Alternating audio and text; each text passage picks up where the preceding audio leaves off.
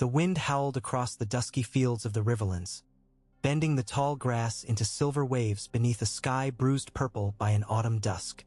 Somewhere in the distance a raven croaked, one lonely caw swallowed quickly by the rolling thunder of approaching hoofbeats. Rickon Stark, all of 6 years and scarce removed from his nurse's lullabies, pressed himself deeper into the hollow of a fallen alder and wrapped a shaking arm around shaggy black fur.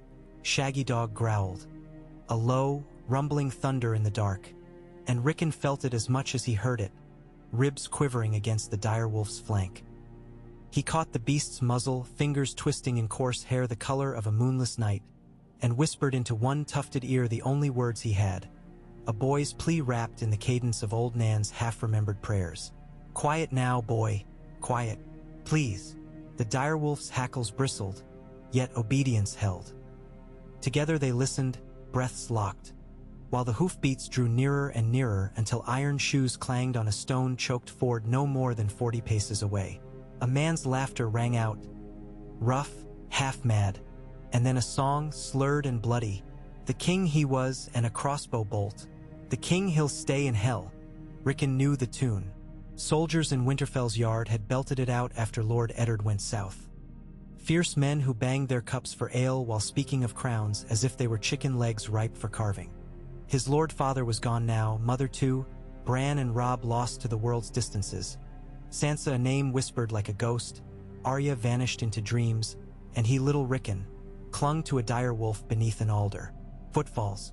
Torch glow spidered between the long grass blades, amber threads weaving across damp earth and shriveled leaves. For riders. No banners. No livery. Swords naked and wet with old rust.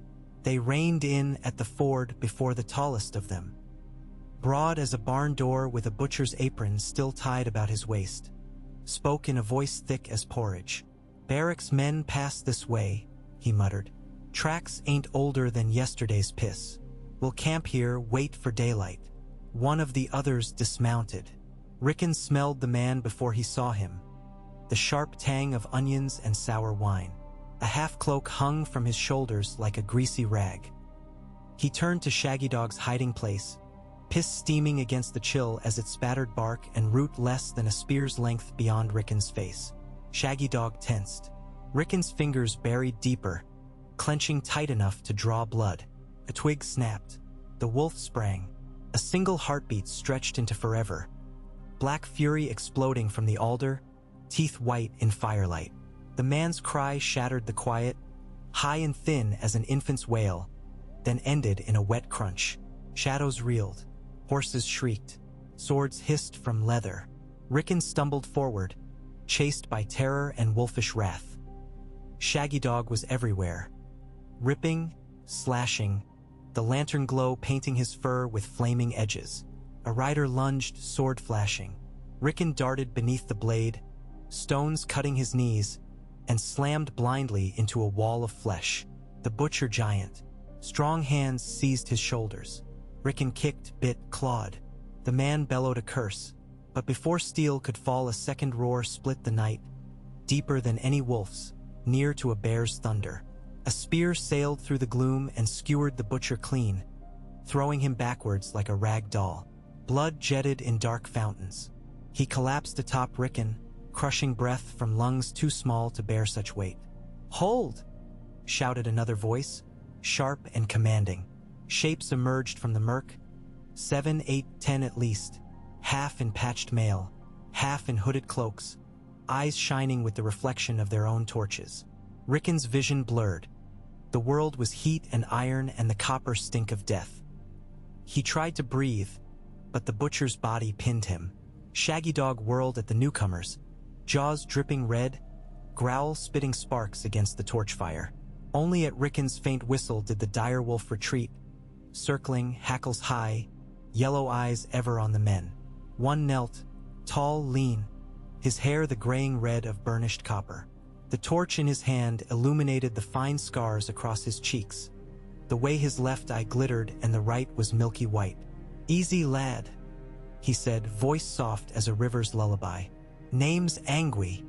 He lifted the dead man by his collar and rolled him aside in a single practiced heave. "There, breath's yours again." Air whooshed into Rickon's lungs, burning like lye. He coughed, blinked tears from his eyes, and at last found speech.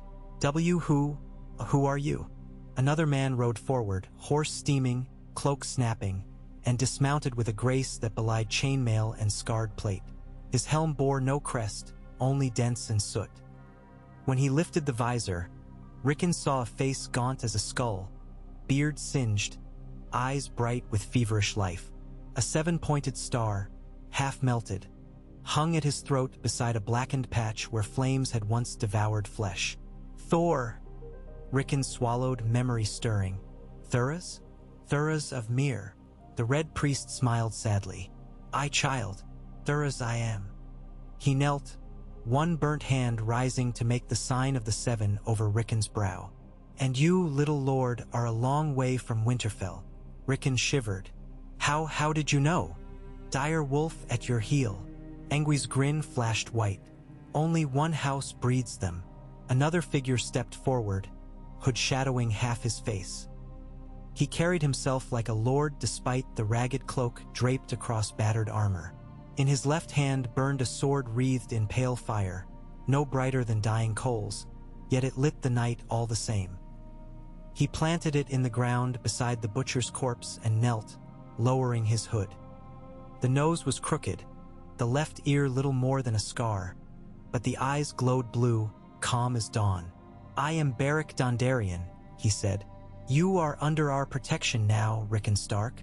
They rode before sunrise, coffers empty of spoils save for the ghosts of guilt each man bore. Rickon sat before Thuras on a shaggy mule named Pius, wrapped in a cloak that smelled of smoke and wild garlic, Shaggy Dog keeping pace amid the riders.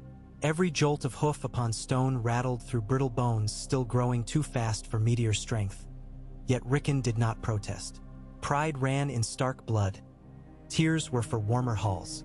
As dawn peeled the sky to milk and rose, the Brotherhood wound through a valley of toppled elms and charred barns. Rickon saw mothers in soot-stained smocks rummaging the ruins of their hearths, children too thin scrambling for kernels among ashes. He wanted to call out, to promise Robb Stark's banners would soon sweep down and right these wrongs, but the words stuck. His brother was leagues away, and the king's crown weighed heavy with new war. Beric rode at the column's head, flaming sword extinguished now to a blackened curl. Thuras occasionally muttered prayers to a god of fire whose name Rickon could never remember, though the priest's voice carried comfort, like a hearth crackling in winter. Others kept wary eyes on hillsides and hedgerows. Lem Lemoncloak in his patched yellow cloak. Jack Be Lucky with the scar that carved his grin too wide. Tom Sevenstrings plucking a lute so out of tune even Shaggy Dog whined in protest. By mid-morn they came upon a brook laughing over mossy stones. There they watered the horses, filled skins, and let sunrise warm damp bones. Rickon crouched beside Shaggy Dog as the wolf lapped greedily, black tongue scooping swirling leaves into eddies. Across the stream Jack Be Lucky practiced dagger throws at a stump, each blade thunking deep until the wood bristled like a hedgehog. "Why'd they sing about a king with a crossbow bolt?" Rickon asked. Tom Sevenstrings eased down beside him, lute strapped across his back. "Old song," the singer said, "about King Joffrey's death, or so folk believe. Yet songs change faster than leaves in a storm. Some sing it for King Robb, some for King Stannis, others for princes unborn." Rickon hugged his knees. "Songs should be true. Truth's a slippery fish." Tom tossed a pebble into the stream. "Hold it too tight, it squirms free." Engwy called from downstream. "Fish later, Tom." "Riders." Silence fell like snow. Beric signaled, and the Brotherhood melted into foliage. Bows readied, swords half drawn. Rickon crouched behind a willow, Shaggy Dog beside him, hackles high. 2 riders appeared, one in maester's gray, the other armored in half-plate bearing the sigil of a hanged man. When they entered the clearing, Thuras stepped out, hands raised. Words were exchanged, too soft for Rickon's ears. Then the riders departed the way they came, spurring hard. "Who were they?" Rickon whispered when Thuras returned. "Scouts for House Fry," the priest answered. crossing south to join Lord Tywin. Rickon thought of cackling faces atop a bridge of stone and timber, of stories Robb once told him of bridges and twins. He felt suddenly very small.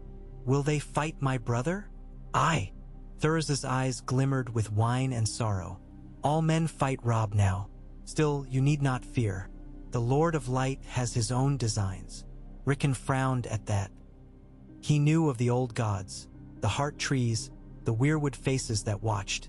But fiery lords who whispered in flames were stranger things than shadows on a snow-slick wall. Yet Thoris had a kindness, and Beric a calm that soothed like father's hand upon brow. They pressed on. By the second night, they reached an abandoned sept perched upon a low rise overlooking wheat fields gone to seed. Its windows were shattered, doors ripped from hinges, altar defiled by dung and blood. Rickon helped Angui collect black oak boards to mend a roof hole large enough to swallow a direwolf. Shaggy Dog sniffed every corner, whined at every bloodstain, then settled beside the cracked altar, head on paws. Lemoncloak built a fire in the nave, flames dancing against holy frescoes blistered by war. Thoris produced a skin of sweet red and a heel of cheese. He shared both with Rickon, though the boy ate more air than curds while studying Beric across the flames. The Lightning Lord sat in quiet prayer, hands clasped, eyes shut. Jagged scars mapped his neck where a noose once bit deep. Another wound gaped at his ribs, stitched new. When at last he spoke, his voice cracked like a fresh scroll unfurled. Tomorrow we ride to Blackbuckle Vale, lad. Small folk there starve. We carry grain stolen from the frays and gold taken off pillaged corpses. Some will call us outlaws. Let them. We do the work true lords forget. Rickon swallowed. And me! You will ride with Thoris. He will teach you to seat a saddle and strike flint for fire. Angui will show you bowcraft. Jack will teach dice, though mind his cheating fingers. He allowed himself the ghost of a smile. Tom will sing you lullabies you'll wish to forget. Rickon clutched the direwolf's fur. And Shaggy Dog? Let him hunt our path. A direwolf at our side is a gift the old gods rarely give. Beric leaned closer, voice softer. Your father was a good man, Rickon. I rode beneath his banners once. If Lord Eddard were here, he'd counsel duty and mercy. We shall be both duty and mercy for you. Tears pricked Rickon's eyes, hot, unwanted. He blinked them away. Lords did not cry, kings less so. Yet he was no king and little lord only in name, a leaf in the storm. Still, Beric was right. Duty remained. He nodded.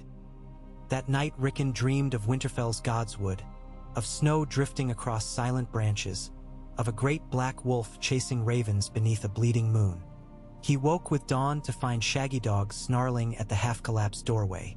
But it was only Thoris, already saddled, a wooden practice sword tucked beneath his arm.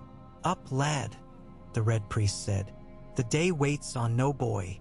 Days stacked upon days until weeks blurred, and Rickon learned. He learned to string a short bow fashioned from you, Angui's calloused hands guiding his own. Each dawn they loosed shafts at straw men bound to stumps, until Rickon could strike the Scarecrow's heart 8 of 10 at 20 paces, though his arm trembled after. He learned to steal through thickets with Shaggy Dog silent as frost, companions marveling that so little a boy could vanish like smoke whenever tasks required stealth. He learned the songs of the small folk too, the laments of women whose husbands rotted upon distant fields, the lullabies that soothed babes in burnt-out cottages. And when Tom Sevenstrings fell ill of a spear scratch, Rickon sang in his stead, his voice high and clear beneath the tavern rafters, though tears sometimes trembled at the edge of each verse. Yet not all lessons were gentle. One twilight near Hag's Mire they found a village strung with corpses, men and women both, each throat slashed, the ground stinking of blood. A banner of flayed manskin fluttered from a burned inn's beam, Bolton's sigil. Rickon tasted bile. He watched Thoris mutter prayers for souls he could not name while Beric ordered the dead cut down and buried. Shaggy Dog sniffed every body, snarling low. That night the Brotherhood swore vengeance. Rickon listened while Lem and Jack debated strategy. Thoris cautioned prudence. Angui sharpened arrows and muttered death for every man wearing flayed red. Barrick's silence weighed heavier than armor. At last he spoke. "We ride for the Dreadfort lands at dawn. If Ramsay Bolton seeks terror, we shall be its end." Rickon lay awake long after the fire died, Shaggy Dog's warmth of fragile armor. He remembered Maester Luwin's tales of Bolton cruelty, of skins stretched on racks, of bastards with bastard hearts, and fear wormed through him. Yet anger bloomed too, blood-hot and bitter, and sleep came only when he vowed to put an arrow through every flayed man he met. 2 months passed, then 3. Autumn waned. Winter's breath kissed leaves to death brown. The Brotherhood's band swelled and shrank like tide. Small folk seeking justice came, some leaving after one skirmish when steel bit too close. Deserters from both lion and stag joined, swearing false oaths. They either fled or fell beneath Barrick's sword. Rickon watched funerals and births, bloodshed and mummers shows performed in tumble-down barns. All the while letters flew by raven, though Rickon was never told their words. Sometimes Thuras would cradle parchment before the fire, flames licking the edges until black curls drifted skyward. Other times Barrick's face would harden, and the company would break camp within the hour, pursuit of some new injustice fueling tired legs. On a frost-rimmed dawn by Maidenpool Road, they ambushed a convoy of fry wagons laden with grain bound for the Lannister lines. Arrows rained from birch limbs, puncturing canvas and flesh. Rickon loosed his own shaft, striking a guard in the thigh. The man fell screaming. Lem finished him quickly. Shaggy Dog leapt upon a spearman and tore out his throat. When the dust settled, 2 Brotherhood men lay dead, for wounded, every fry slain or fled. Rickon looked upon the fallen. Hard Rory, whose laugh had wheezed like a bellows. Old Pate, who brewed walnut tea for coughs. Death had stolen their stories, leaving blood-soaked soil as epitaph. He knelt, touched Rory's cold hand, whispered a northern prayer, and felt the weight of words he scarcely understood. That night Angui poured him a cup of watered wine. "Drink," the archer said. "First kills a stone on the heart. Wine softens the edges." Rickon sipped, wincing at the taste. "I shot him in the leg. You killed him." Angui's smile was sad. Arrows choose their own paths once loosed. He ruffled Rickon's hair. "Remember, lad, we fight so others may sleep sound. Do not flinch at the cost. Just pay it wisely." Winter's first snow arrived upon a gale out of the east, flakes thick as a maester's parchment drifting through bare branches. The Brotherhood huddled in the shell of an old sept near Raynitz Creek, collapsed roof patched with sailcloth, horses stamping restless outside. Flames danced in a pit Rickon and Jack dug between shattered pews. Breath steamed like ghosts. Barrick coughed, wounds reopening beneath stiff linen. Thuras labored over him, red hands glowing in torchlight. Rickon watched in silent horror as the red priest pressed burning palms to his lord's chest, chanting in a guttural tongue. Smoke curled from Barrick's scar tissue, the smell of charred meat mixed with incense. At last the lightning lord gasped, eyes snapping open, breath rattling like broken glass. 6 times Rickon had witnessed Barrick's return from death. Each time left him awed and fearful in equal measure. After, Barrick's gaze lingered upon things unseen, as though half his soul wandered a twilight land where gods whispered secrets cruel and kind. Later, as snow piled ankle-deep beyond the door, Barrick beckoned Rickon to the altar. "You have grown," he said, voice barely more than wind across graveyard stones. "Soon you must choose a path." Rickon shivered. "I am stark. My path is Winterfell. Winterfell may yet rise, or fall forever. The north is aflame, torn by war and treachery. Robb Stark bleeds in the Riverlands even now. Your mother sails grief's black ocean. You cannot walk 2 roads. Stay with us, learn justice of the commoner's sort, or seek your brother and his crown." Rickon hugged himself. "Robb needs me." The words tasted hollow. He was still a child, after all, barely 8 now. Yet memory of his father's steady hand guided him. Barrick nodded, eyes distant. "When the snowmelt swells the trident, we shall put you on the road north. Until then, learn all you can. The world will not spare you ignorance." True winter came swift and hungry. By the turn of the year, frostbite gnawed at toes, and Shaggy Dog's breath plumed white even inside barns. Small folk villages the Brotherhood aided now huddled in cellars, grain near gone. Wolves prowled roads, leaner than the dire wolf yet bold enough to stalk men. Sometimes Shaggy Dog howled to them under moon, voice echoing beyond ridges. Rickon practiced archery despite the chill, fingers cracking, blood smearing bowstring. He rode astride a shaggy Garen named Cinder, learning to guide by knee and to swing a blunted longsword Thuras cut down to his measure. The Red Priest taught letters as well, tracing Valyrian glyphs in ashes upon the stone floor. Rickon recited northern verse to him in trade. One frigid dawn they found a girl of 10 curled beneath a thorn bush, skin blue-lipped, eyes open on sunrise she would never know. Jack dug her grave. Lem sang the father's hymn. Rickon placed a sprig of winter rose upon the mound and felt a piece of childhood die with her. He asked Thuras why gods allowed children to perish. Some gods burn children just the same, the priest murmured and would say no more. Spring thaw crept southward in timid steps, ice retreating into puddles. The Brotherhood broke camp, heading north toward Seaguard where rumor placed Robb Stark's host. Rickon's heart thundered. Each mile brought promise of brotherly embrace, yet fear as well. Of Robb scarred by war, of mother weeping, of home turned to ruin. 3 leagues shy of the Boar's Tooth, riders in Lannister red intercepted them. A patrol of 30 under Ser Harry's Hawthorn, a knight whose cloak bore silver thistles. Parley was offered. Beric refused. Battle erupted among budding oaks. Rickon fought from Cinder's saddle, loosing arrows until quiver emptied. He spied Ser Harry's bearing down on Thuras, lance leveled, horse snorting steam. Without thought Rickon hurled himself from the Garen, rolled, knocked his last shaft, and released. The arrow whipped through cold air and struck the knight. At the gap between visor and gorget, Ser Harry's toppled, blood jetting crimson ribbons. The patrol broke. When silence fell, Rickon stared at the corpse, bow shaking in his grasp. He felt no triumph, only weight. Shaggy Dog nudged him, tongue lolling black with gore. Rickon buried a hand in the direwolf's ruff and whispered thank yous to gods old and new. That evening Beric called him before the fire. "You saved Thuras," he said. "A debt I cannot repay." Rickon shook his head. "He saved me first. All of you did." The Lightning Lord closed his good eye. "Nevertheless, every life spared in this war lights a candle in darkness. Guard your flame, Rickon Stark." The moon gates of Seaguard rose gray against steel skies when at last the Brotherhood reached Lord Malister's lands.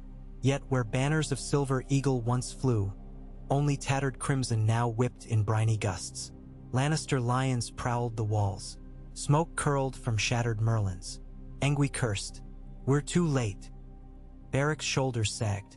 Thuras crossed himself, lips moving in silent prayer. Rickon stared at the devastation. Bodies slumped atop battlements, charred boats drifting in the harbor like blackened bones, and felt hope wither. They camped in the ruins of an olive grove.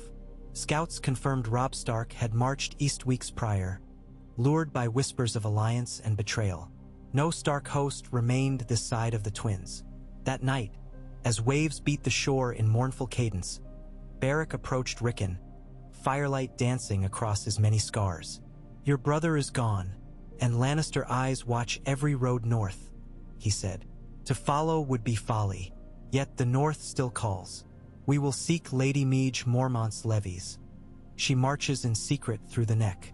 With her escort, you may yet reach Moat Cailin safe." Rickon nodded, though tears misted his gaze. Every path home twisted further away. Thuras produced a scrap of parchment and ink made from walnut husks. "A letter," he explained. "Tell us what you would have written to Robb. We will find a sparrow brave or desperate enough to carry it." Rickon bit his lip. Slowly he wrote, letters uneven yet fierce. "Robb, I am alive. Shaggy Dog too. Lord Beric and the Brotherhood care for us. Father always said men are measured by how they treat the weak. These men treat me well and fight for the folk others forget. I want to come home, But I see now why you must fight. Win. For father. For mother. For the North. Your brother, Rickon. He sealed it with pine sap and ashes, then pressed the crude mark of a direwolf fang into the sticky black. Thura's promised delivery. 3 dawns later, on a mist-shrouded heath outside Oldstones, the Brotherhood without banners discovered horror beyond simple war. A village, no more than 10 homes, had been flayed wholesale. Skins nailed to doors fluttered in breeze. The living tied to posts screamed for mercy even as crows feasted on their eyes. Ramsay Bolton's riders had passed this way. Anger forged the Brotherhood into iron. They tracked the bastards east across hills awash with moor's mist, Rickon at their center, Shaggy Dog loping silent alongside. 2 days' hunt ended in a dell of dead pines where Bolton's men had camped. Night fell dark as pitch moon. Barrack ordered silence broken only by arrows. The assault began with ghost-swift fury. Lem slit throats of sentries before alarm could sound. Angwy's shafts found hearts beneath wolf-head helms. Shaggy Dog tore open bellies. Rickon close at heel with dagger drawn though he never used it. By dawn, the snow was no longer white. Ramsay was not among the slain. He'd ridden south ahead of his men, leaving atrocities in his wake. Rickon stared at the corpses, at flayed masks still clutched in dead hands, and felt a new resolve flame bright. He would never again be the frightened boy beneath an alder. He would be wolf and winter and justice. Barrack saw this in his eyes and nodded once. Spring's blush deepened toward summer when they reached the next southern marches.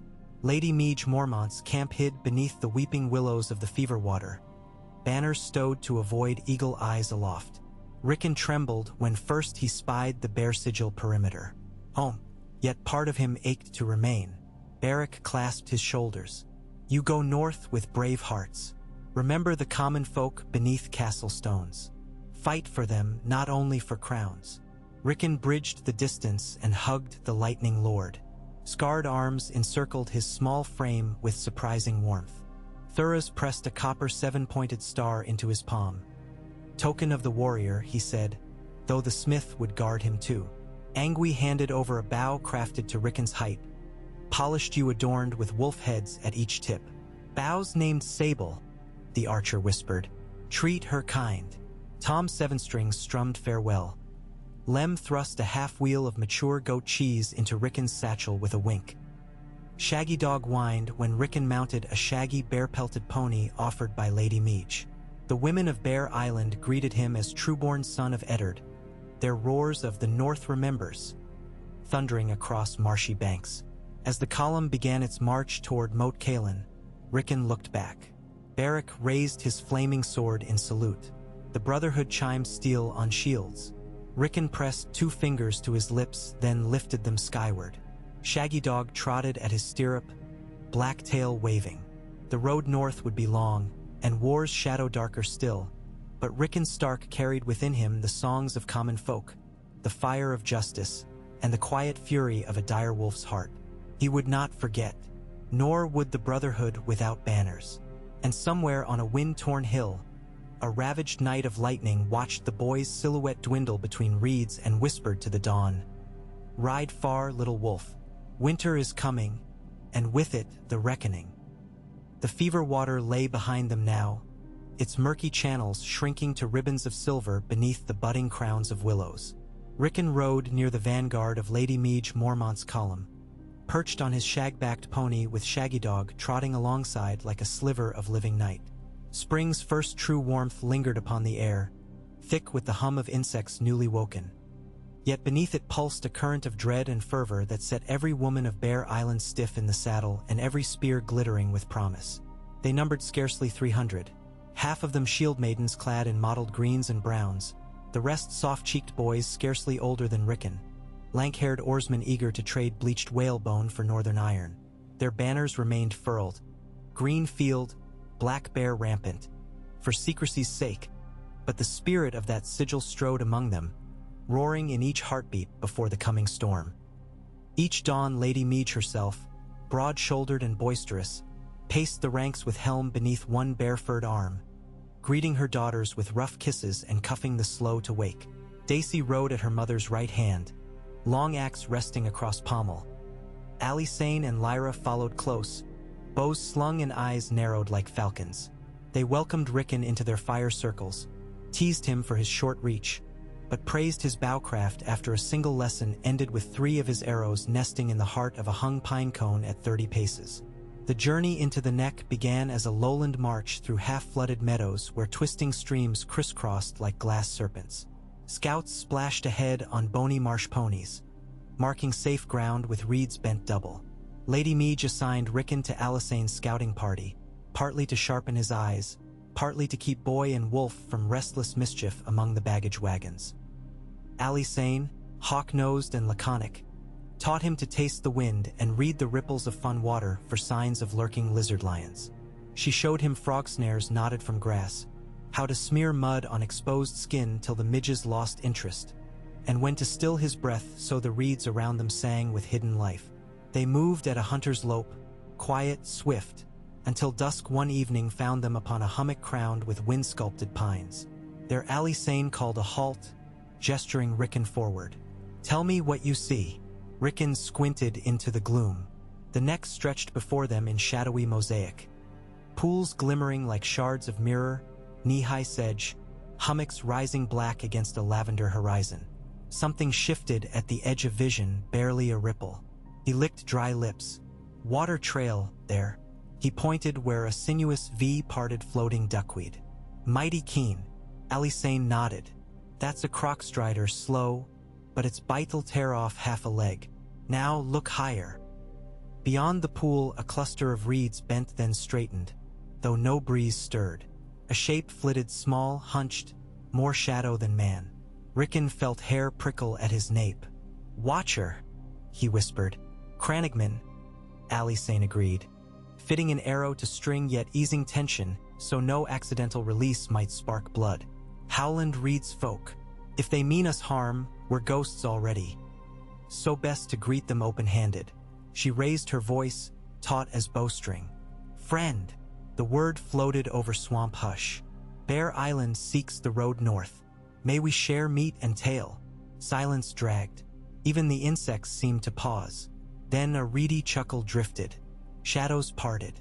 Half a dozen figures emerged from watery dusk, clad in mottled cloaks of moss and scale-studded hide. Their spears bore obsidian points. Their round shields shimmered with turtle shell. The foremost was scarcely taller than Rickon, face painted with green stripes, eyes yellow as marsh fire. He studied them, unblinking. "Island bears stray far," he murmured. "Yet kin of the wolf are welcome in the neck." He tilted spear blade toward Shaggy Dog, still as carved obsidian at Rickon's side, then toward the wolf's master.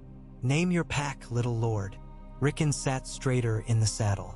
"Rickon Stark of Winterfell, son of Eddard and Caitlin. This is Shaggy Dog. These brave women bear the mark of Mormont." The Cranigman's gaze flickered, acknowledging each truth with imperceptible nods. "Greywater Watch has awaited you, young wolf. Our lord sends invitation. Supper floats warm and strong ale cold, if your column dares the moving paths." Alisane's cocksure grin flashed. "Lead, Marsh Shadow. We follow." That very night the Bear Islanders followed a ribbon of firm ground invisible to ignorant eyes, guided by Cranigmen whose bare feet trod water as though glass. Paths shifted behind them, bog water swallowing prints before moonrise. Rickon rode close to the lead guide, absorbing every whispered memory. How here the children once danced beneath moon-bleached oaks. How there the first men laid stone paths now sunken 10 feet deep. By midnight land itself seemed to breathe, mists swirling with each unseen exhale. Greywater Watch, when it appeared, seemed a dream more than castle. Timber palisades sprouted upon a floating alrod of woven reeds, mighty cypresses intertwining to form tower trunks, rope bridges sagging to companion aisles where longhouses perched like herons, torches guttered with sweet-smelling resin. Frog drums thumped low. Above, stars swam in black water as clearly as in the sky. Howland Reed waited upon the central pier, slight of stature, graying hair braided with bits of bone and jet. A necklace of white shells rested against a green leather jerkin. His smile came gentle but unwavering. Welcome, children of bear and direwolf. Long has the neck guarded the passage home. Lady Meej strode forward, helm under arm, hand resting on pommel of a heavy cleaver. Your message found us in good hour, Lord Howland. We seek safe crossing to Moat Cailin. Our banners yet hide until the north itself sings free of southern chains. Reed's eyes, deep luminous, turned to Rickon. And here stands Winterfell's ember, waiting to burn bright. I knew your father, he said softly. He saved my sister at the Tower of Joy. Eddard Stark's honor remains alive in you. You are most welcome beneath my roof. Rickon felt warmth surge behind his eyes. He bowed low, remembering manners Maester Luwin once drilled. My lord, your hospitality honors us. Feasting in Greywater Watch defied anything the boy had known. Long tables of driftwood floated upon shallow pools, guests kneeling on reed mats, torches reflecting in water until the world shimmered. They dined on turtle stews spiced with fiery moss peppers, crispy frog legs glazed with honey, eel smoked in cedar. Reed ale tasted of sweetgrass and moon. Women of the neck danced between courses, skirts of ghost-white feathers swishing, their bare arms painted with swirling river songs. Drummers beat hollow logs, rhythms echoing heartbeats. Daisy Mormont roared laughter, matching every Crannogman drink for drink. Ali Sane swapped bow tricks with reed hunters, winning a quiver of obsidian-tipped shafts. Rickon sat between Howland and Lady Meej, listening while they traced war's shape upon the wetlands. Bolton's riders grow bold, Rickon heard Reed murmur, voice low but clear. They skirt the fever water, hoping to strike Moat Cailin from the south. If they seize the causeways, no northern army may pass. Lady Meej slammed her mug upon the drifting plank, setting lanterns quivering. Then we smash them before the moat. I've 30 bear blades thirsting for Bolton blood. Steel alone will not suffice, Reed cautioned. Bolton fights with Flayer's fear, despoiling hearts before blades cross. You recall what they left along the Blue Fork. Meej's countenance darkened. I recall. Rickon listened, silent, remembering those hung skins and corpse trees he saw with the Brotherhood. Fire pooled in his stomach. Howland turned to him. Tell me, young Stark, what songs did you learn among your outlaws? Rickon spoke of Thuris's prayers, of Angui's arrow lessons, of Barrack's flaming sword bright as dawn. He spoke of feeding hungry villages, of burying an innocent girl frost-kissed, of slaying a knight to save a friend. He told nothing of tears shed after, though Howland's gentle gaze suggested he saw even those hidden reflections. A hard path, the Lord of the Neck murmured at last, laying a calloused hand on Rickon's shoulder. Yet hardship tempers iron. You will need such metal before winter's end. He rose, motioning to a reed sentinel who approached bearing a bundle wrapped in oiled doeskin. You spoke of justice, so take a symbol of it. Fashioned with old magic, reforged for your hand. He unwrapped the parcel. A knife scarcely longer than a man's palm, its blade black glass veined with milk-white streaks, the hilt woven of direwolf fur and stag antler plates. Light rippled upon the dragon glass edge like moon upon marsh water. Obsidian, Rickon breathed, called dragonglass by men of the far south, Howland corrected. Forged in mountain hearts before men knew speech. It bites cold and darker things, whites, dream shadows. But in a boy's hand, it may bite fear itself. Guard it well.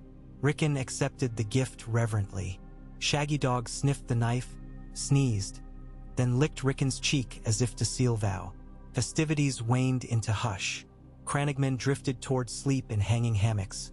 Bear Island scouts dozed full-armored. Lady Meej curled on reed mats like a hibernating ursine. Howland led Rickon down a spiral stair of living cypress root into a chamber whose walls wept slow tears of sweet water. Glowworms shimmered along ceilings, casting emerald constellations. There he spoke of ancient lore, of the pact signed by first men and children, of a weirwood's face carved by youth who saw too far, of oath-breaking kings who drowned in bogs where the sorest sins sink deepest. He showed Rickon glyphs cut into polished turtle shell depicting wolves running beside trees with bleeding eyes. He spoke of greenseers and skin changers. "You dream in wolfskin, do you not?" he asked. Rickon swallowed, remembering nights he woke with mud on his nails and meat taste on his tongue. "Sometimes. Do not fear it. Embrace." Howland knelt, placing reed bundle aside. "Close your eyes. Listen beyond hearing." Rickon obeyed. Heartbeats slowed, breath joining the hush of distant marshwind. He felt Shaggy Dog's steadiness as though within his own lungs, air filling vast ribs, sense colliding, a world painted in smell and sound rather than sight. He shivered. "You feel the tether," Howland whispered. "Follow it lightly. Do not pull too hard, lest wolf swallow boy." He chanted soft words in the old tongue, a lullaby older than memory, gentle as water lapping against stone. Rickon drifted, awareness sliding into Shaggy Dog like mist seeping through lattice. Suddenly he stood inside wolf body, seeing the world in flicker vibrant hues. The tang of frog's pawn, the bright thorn of iron near Alisane's arrows, the distant pulse of deer's heart. Wind ruffled his hackles. No, Rickon's hair mattered not. For mattered. He padded forward, claws whispering against cypress root. Howland's voice anchored him back. "Do not push further tonight." He placed a hand on Wolf's muzzle, and Shaggy Dog's amber eyes locked onto his. "You will learn, but slowly. The Greenseer's road is long." Rickon blinked. Suddenly he was again the boy, knees folded. Shaggy Dog curled soft at his feet with a confused huff. Sweat dewed his temples. A tremor shook him, equal parts fear and exhilaration. "Thank you," he whispered, voice rasped thin. Howland smiled, lines about his eyes deepening. "Sleep now. Tomorrow the neck itself shall teach." Dawn mist thinned to ribbons as Reed scouts led the Bear Island host north through labyrinthine watercourses only they could track. Rickon rode light, dragonglass knife at belt, sable slung across shoulders.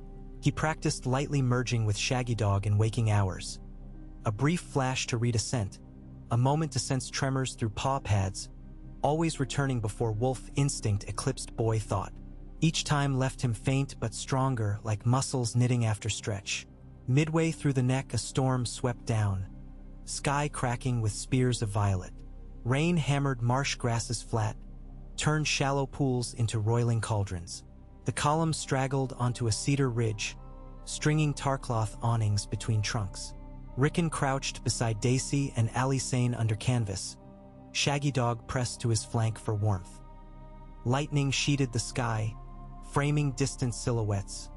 Riders, many riders, creeping the fringes of vision.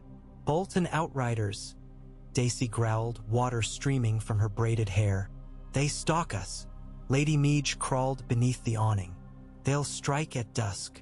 She glanced to Rickon. "Ready yourself." Rickon's gut twisted, yet excitement throbbed behind his fear. He checked Sable's bowstring, tested dragonglass edge against thumbnail, silent, keen. The storm eased to gentle hiss by sundown. Mist curled thick across the ground, veiling shapes in shifting gray. Reed scouts vanished into it, ghostly silhouettes swallowed whole. Rickon felt Shaggy Dog tense. Through parted curtain of drizzle a horn sounded, wolfish, high.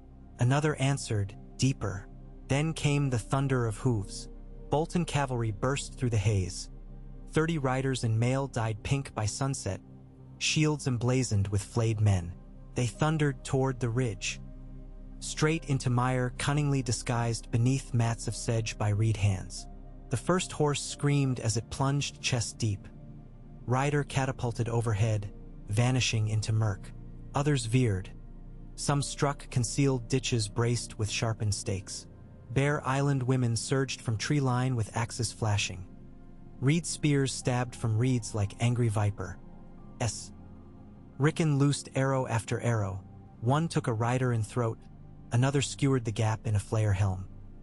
He moved almost without thought, Shaggy Dog at his heel tearing at shrieking horses, snatching calf muscle from a dismounted Bolton's leg. The nightmare howl of flayed banners snapped in wind. Yet Bolton's fought savagely.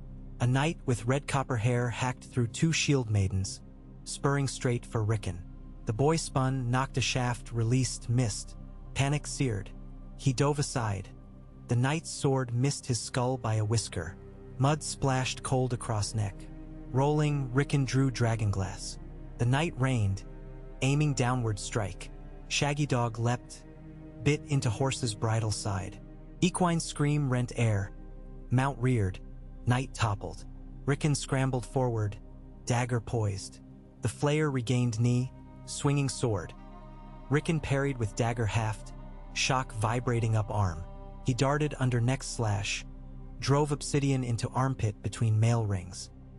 The blade slid through soft flesh like candle through snow. Bolton eyes widened. He coughed crimson froth, staggered back, and collapsed. Rickon stared at black glass now glistening red. Rain washed blood away in rivulets. All around Bolton's broke.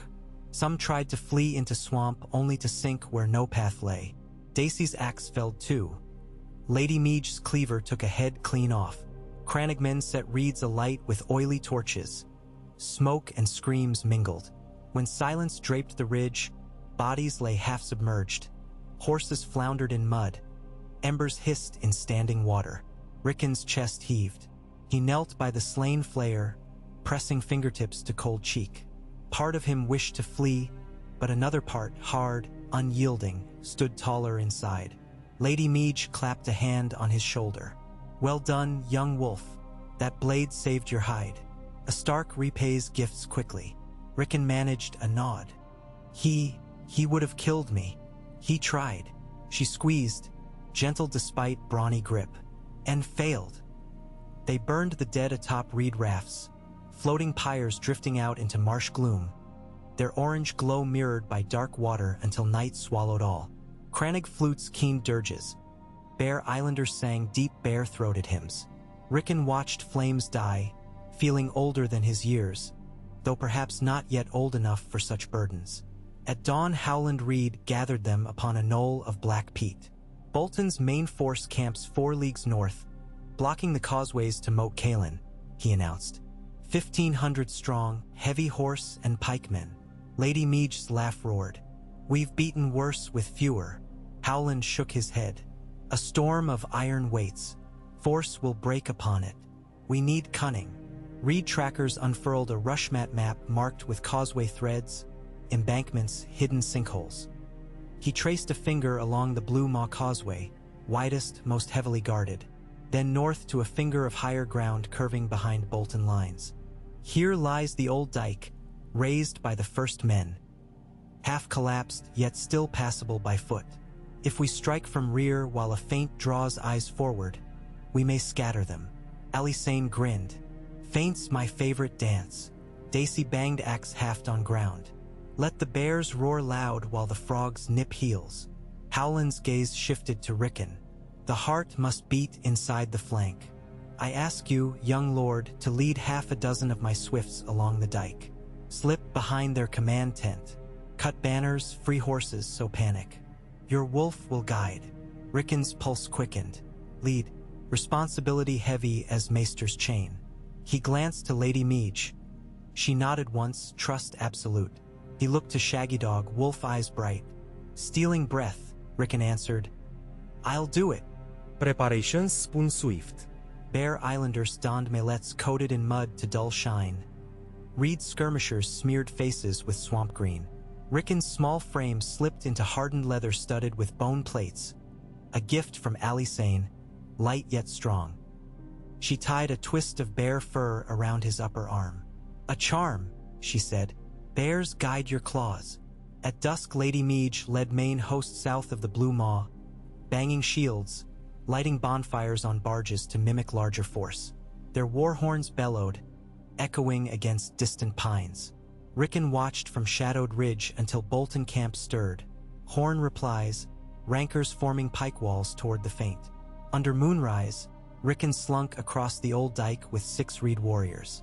They moved noiseless as drifting pollen, weaving through bulrush and tussock where every step threatened to sink yet did not. Shaggy Dog padded ahead, ears pricked, sometimes pausing to sniff the air then glide on. Through wolf vision, Rickon glimpsed flickers. The oily tang of horse sweat, the sharp bite of steel, the rancid stench of salted human hides nailed to poles. Bolton Camp sprawled beyond a line of palisade stakes hammered into half-dry mud. Fires dotted interior, illuminating flare sigils painted on shields. Guards paced, yet minds fixed upon thunder of Bear Island diversion now echoing to south. Rickon signaled. 2 crannogmen slithered ahead, cutting through palisade at weak seam. They slipped inside, Rickon and others behind. Tents rose in neat rows, wagons stacked with salt pork, barrels of Myrish fire wine. Horses fidgeted in makeshift corral, snorting. Rickon's team fanned out.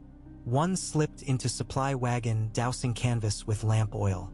Another crouched by barrel stack, lowering fuse of pitch-soaked rope.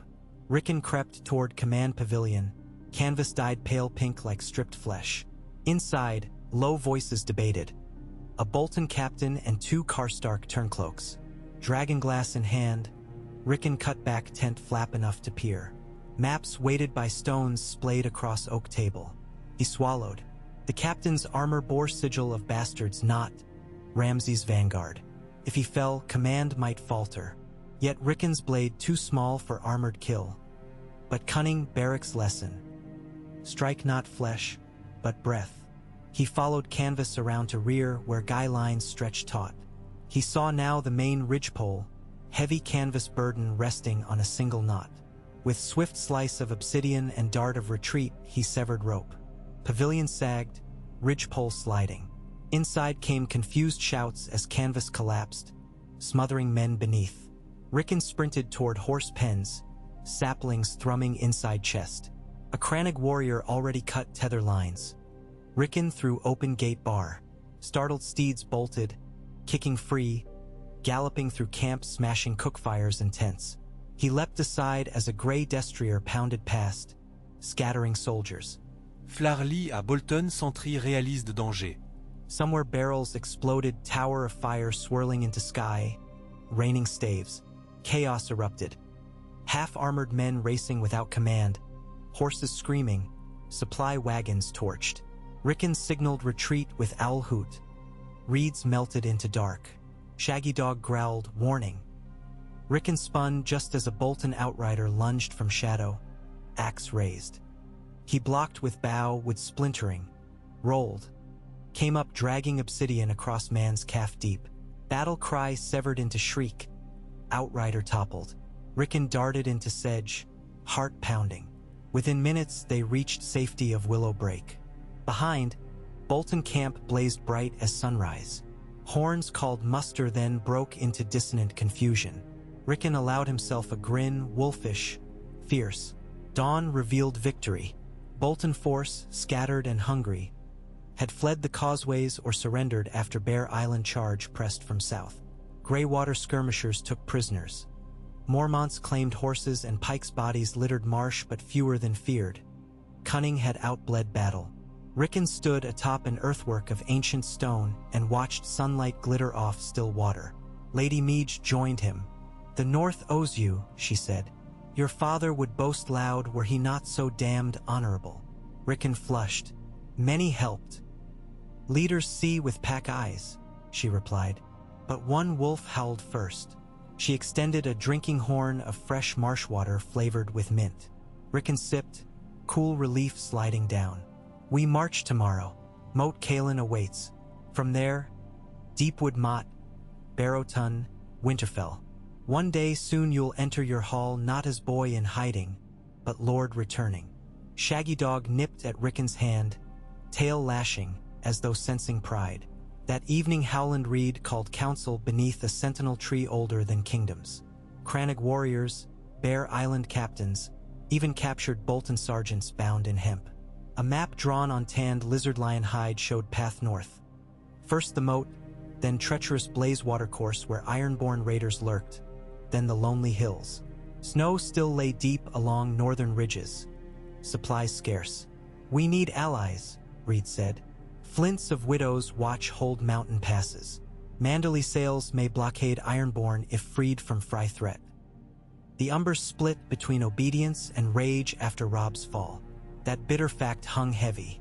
Scout news trickled from south.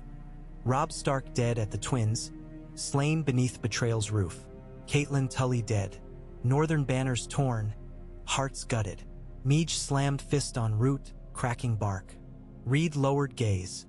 Tears pooled unbidden in Rickon's eyes. Shaggy Dog howled long and mournful, a sound echoing beyond trees till entire camp paused. Lady Meej spoke, throat tight. Rob is gone, yet the North remembers still. Winterfell's blood lives. Here, she rested hand on Rickon's shoulder. We shield this child until he stands a man grown, or we die. Reed nodded. And die we may, if rumor of Bolton ascendancy proves true. Roose Bolton holds Winterfell. His bastard ravages the Dreadfort lands. He studied Rickon. You are last male of your line, save perhaps Lord Jon Snow at the Wall. The Boltons will hunt you. Rickon's heart hammered as though to burst. Rob dead. Mother dead. Bran. Rumors claimed slain when Theon took Winterfell. Sansa, Arya, nothing but whispers. He wavered, but Lady Meej's palm steady on shoulder anchored. Winter is built on pack, she murmured. We carry you. That night Rickon slept little. Dreams flickered. He walked Winterfell's empty halls, snow drifting through broken roof beams, the heart tree bleeding tears that froze in midair. Shaggy Dog trotted ahead, but when Rickon called, the wolf turned, now twice man's height, eyes glowing green. The creature spoke with his father's voice. The lone wolf dies, the pack survives. Then the castle crumbled, stone falling into endless dark. He woke beneath stars, breath ragged.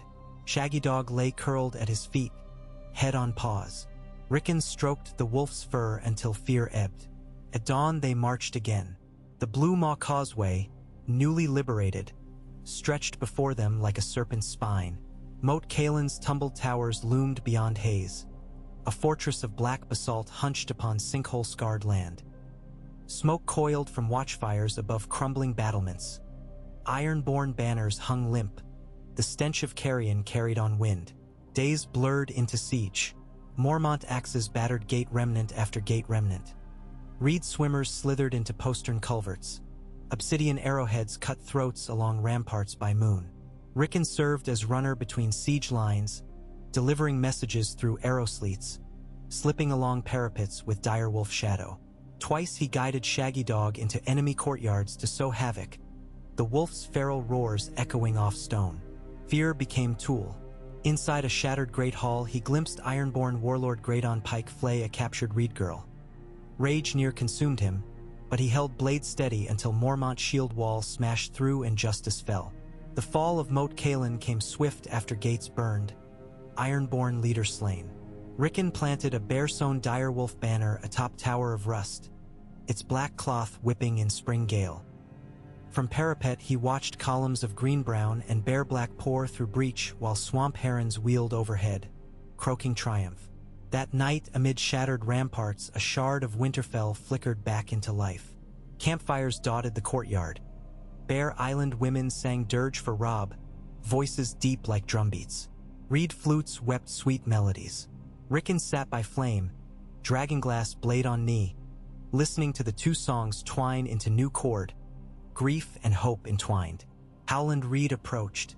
I hold news, he said quietly. Scouts glimpsed Karstark banners marching under Bolton's command toward Barrowton. The bastard gathers lords by oaths sweetened with fear. Yet Lady Barbary Dustin resists, as do Manderley at White Harbor. Rickon stared into fire's heart, embers crackling like distant applause. They will come for us. They will. Howland's eyes reflected flame. But your pack grows. Flint spears march even now. Glover bows travel silent through Wolfswood, and Skago's whispers stir. He took Rickon's hand, pressing parchment sealed with Reed's sigil. A message set adrift upon Trident came to us, ink blurred by river water yet legible. Rickon broke seal carefully. Words wavered, but he recognized his own hand. The letter to Rob, found after the twins and carried north by unknown savior. Beneath it another line, scrawled in different script. The king is dead, yet the north lives. Hold fast, little brother. I march beneath brother's oaths. Jon Snow. Tears welled. Rickon pressed fist to lips. Shaggy Dog nudged him, whining low. Night deepened. In the courtyard of Moat Cailin, the last of day's fires guttered. But a new blaze kindled within Rickon's chest, fed by grief and promise. He rose, lifting dragonglass toward stars. "I'll hold," he whispered, voice trembling into strength. "For father, for Rob, for mother, for John, for all our dead." He sheathed blade, turned to towers northward rising like jagged fangs in moonlight. For Winterfell, wind carried his vow across broken moat, through reeds and rushes, over haunted barrows and silent forests. Somewhere far off a lone wolf howled, and Shaggy Dog answered, their duet weaving into endless night. Moat Cailin became forge and shield. Mormont smiths hammered captured iron into arrowheads. Reed alchemists brewed frog venom for bolts. Rickon trained daily with Daisy, axes heavy in palms until wrists knotted in ache. He practiced warging deeper, guided by Howland's measured tutelage, slipping into Shaggy Dog to run nightly patrols along outer bogs. He felt mud between claws, smelled intruding scents long before human sense. Weeks bled together. Rainstorms lashed the fortress, yet Bear Islanders patched leaks with walrus hide. Supplies dwindled. They fished eels in the ditch, hunted herons with slings. Each hardship steeled. A midsummer dawn brought omen. 3 massive ravens circling Moat Cailin, croaking guttural notes. They landed upon highest tower, claws clinking on basalt. Rickon climbed narrow stair to greet them, dragonglass at hip. One bird hopped forward, eyes black mirrors. A bronze ring encircled its leg, marked with sigil of Night's Watch. Inside ring a scrap of parchment. John's script again. Night gathers. Boltons ride south to claim King's crown. The wall stands yet, but shadows lengthen. Hold strong. Send word of needs. Rickon traced letters, a smile flickering. He penned reply with charcoal and reed paper. North remembers. Winterwolf grows.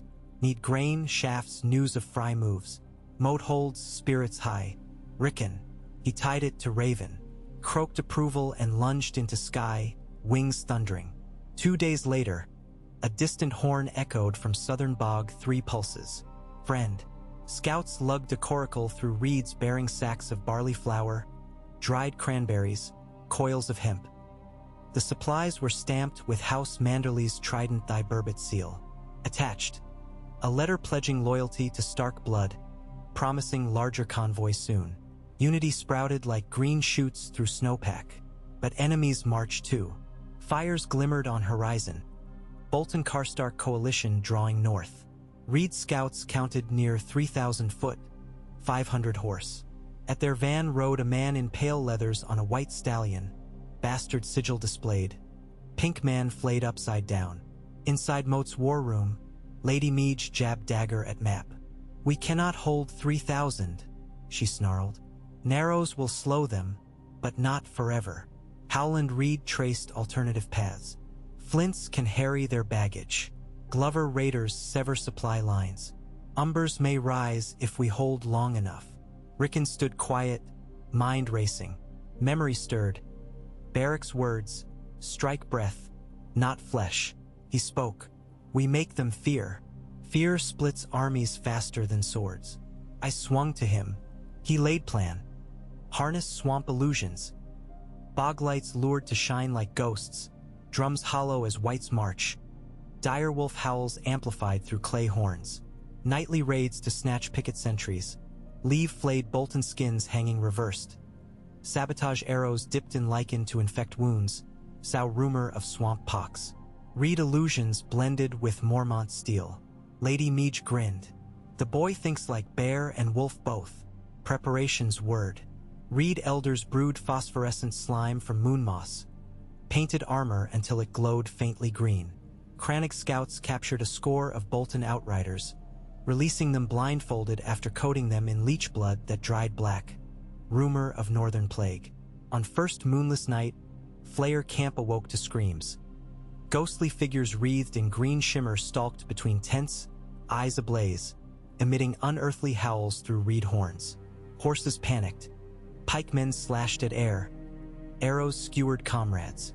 In confusion, Mormont night runners slipped inside, torching grain stores. By dawn, 300 Bolton men lay dead, many slain by their own. The bastard's fury shook marshland. He ordered assault on Moat Cailin Causeway, but Crannogmen flooded sluice channels, water rising to knees, slowing pike advance. Bear Island javelins rained. Obsidian tips punched mail. Shaggy Dog barreled through ranks, ripping throats. Rickon loosed 40 arrows that morning, each singing memories of Winterfell's yard. Still, numbers pressed. Second night, Bastard ordered camp moved west onto firmer heath. Scouts captured one Reed youth. Next dusk his flayed skin hung upon mast, eyes sewn open. Rickon stared at atrocity, nails biting palm. He pledged to end the bastard. That night he warged deep, deeper than ever before, diving into Shaggy Dog's mind until lines between boy and wolf dissolved. Together they loped into Bolton camp, senses fused. Rickon/Wolf smelled fear thick as hog's blood. He saw shape of tents in heat vision, heard ragged breaths of sleeping men. He entered Pavilion Gap, inched toward pale leathers draped over chair. On table lay sealed message. To Lord Roose Bolton, Winterfell. Wolf Jaw gently took parchment, turned, padded silent back into dark. At edge of camp, archers spotted black shadow. Arrows hissed. One grazed flank. Pain flared, nearly severing bond. Rickon forced calm, retreating into reeds, then back to boy flesh. He gasped awake inside tower storeroom, parchment clutched, blood trickling down his ribs in same place arrow scraped Shaggy Dog. Howland reed bound wound quick, then together they read letter. Father, Moat Cailin nearly ours. Stark's whelp present, guarded by she-bears and frog-eaters. Once Moat falls, I march him bound to you. Flay 1 foot to ensure obedience. Prepare flaying table. Ramsay, Lady Meage's roar shook stone. Dacey's axe embedded in table. Howland's face chilled like night frost. Plans sharpened. Battle of the Causeway dawned under slate sky. Bolton pikes advanced through waist-deep water, shouting flayer cries. Mormont shield wall held at first tower breach. Reeds loosed volleys from hidden banks. But pressure relentless. Gate splintered. Enemy surged inside outer yard. Fighting churned over moss-slick flagstones. Screams echoing off basalt. Rickon, dragonglass dagger in fist, fought beside Lady Meage. He ducked a halberd swing, stabbed groin seam, spun to parry, arrow grazed helm. He glimpsed Bastard ahead, pale hair, cruel grin, driving spear through reed youth. Rage boiled. He sprinted, Shaggy Dog beside. Ramsay turned, eyes wild delight. He yanked spear free, leveled. Little wolf, he crowed. So good to skin children fresh. He thrust. Rickon deflected with dagger, knock enough to slide aside. Shaggy Dog lunged. Bastard pivoted, slashing Wolf's shoulder with hooked blade. Black fur streaked red. Rickon saw nothing but crimson. He dashed inside Bastard's reach, dragonglass darting for throat. Ramsay caught wrist, twist, pain exploded, dagger fell. He headbutted Rickon, laughter spraying spittle. Shaggy Dog snapped again. Ramsay kicked muzzle. Wolf yelped. A shadow loomed.